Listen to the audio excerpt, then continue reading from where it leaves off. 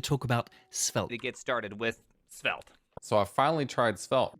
Today, we are testing one of internet's most beloved tool called Svelte to see if it's overrated or underrated. We will be judging the technology using the following criteria: ease of learning, development happiness, community, and job opportunities. In order to properly evaluate this technology, we'll need to build something with it. I'm calling this project Jirodoro, which is just a task management board with a Pomodoro timer. But first, we need to start from the very beginning. The first place we need to visit is the official Svelte page to start the tutorial. I won't bore you with all the details, so let me try to summarize what Svelte is in under 100 seconds.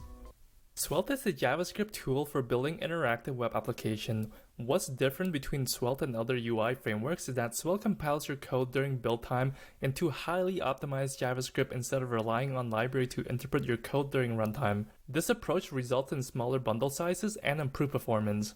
A component is simply created using the .svelte file extension. It consists of three main parts: the script section for your JavaScript or TypeScript code, the style tag for your CSS, and the main template represented with HTML.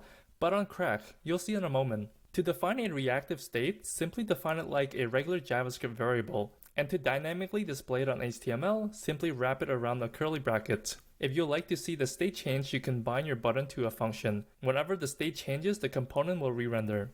As mentioned earlier, Svelte makes your HTML go super Saiyan with additional syntax that allows you to easily incorporate conditional rendering with if and else, and looping with HTML. When it comes to sharing data, there are a lot of ways that you can pass data between components.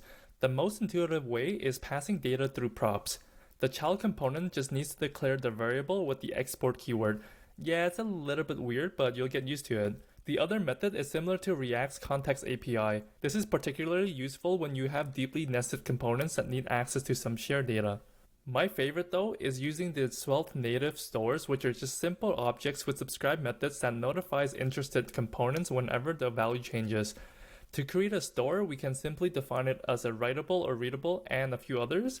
And to subscribe to the store, we can simply import the store and subscribe in your script. And voila! All the components subscribed to this store will be updated on demand. Once you're done building your project, you just need to compile your code, and there you have it, super highly optimized JavaScript.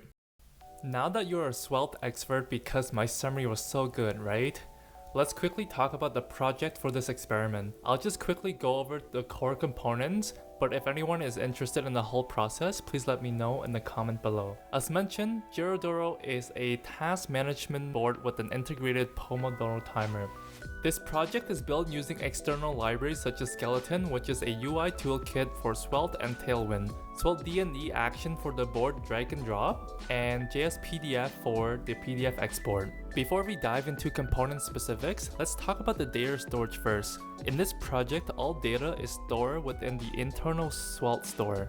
Each column contains an array of items. For example, the Learn Svelte has its own title, description, log, time log. Whenever the array of items changes, the column component will perform a re-render. The add button is bind to onAddCard function that triggers a modal to open. When you finish submitting the form, it sends the data back to the column component and adds a new item to the state. Svelte performs a re-render whenever reassignment happens. That's why we needed to spread the original items and reassign it. The Svelte D&D action for drag and drop surprisingly works super well. It uses an internal onConsider function whenever you drag a card, and whenever you drop the card, it causes the onFinalize to add the card back into the column. The timer class leverages reactive variables that is declared using the $: symbol. It essentially just tells Svelte interpret to rerun this code whenever any of the reference value changes. In this case, it's the timer. Timer being whatever the timer that is set for either work or your break time. Each time the timer counts down, the reactive variable will be recalculated and displayed accordingly. After spending a weekend learning and building this project with Svelte, I can conclude that it's amazing. One of the main reasons is how simple it is to use. The whole learning process feels super intuitive and easy to get onboarded. The way Svelte's components are structured also makes it really easy to work with, because you just have one component in a single file with just JavaScript, HTML, and CSS. It feels like a lot of cognitive overload has been lifted in writing components. You just have a state, you reference it in your HTML, and whenever it changes, it does a read render. Another thing I like about Svelte is that it has built-in solution within the framework, so you don't have to spend time seeking external help like state management. Instead of spending time looking for tools to solve my problems, it already has these tools for me to work with. For example, the internal stores and transitions. Lastly, what I like most with Svelte is how it just works with other NPM packages without needing a wrapper like you would do with React. For example, if you need to install Chart.js, you just install it as instructed. If you were using React on the other hand, you would need to install React Chart.js too. Instead of working with a wrapper, you're actually working directly with the original packages with no modification. So for the final ratings, I'm giving Svelte a 5 stars for ease of learning because of how easy it was to get onboarded. Development happiness is also a 5 because it felt like Svelte provides all the tool you need out of the box to solve your problems instead of me having to go look for third-party solution.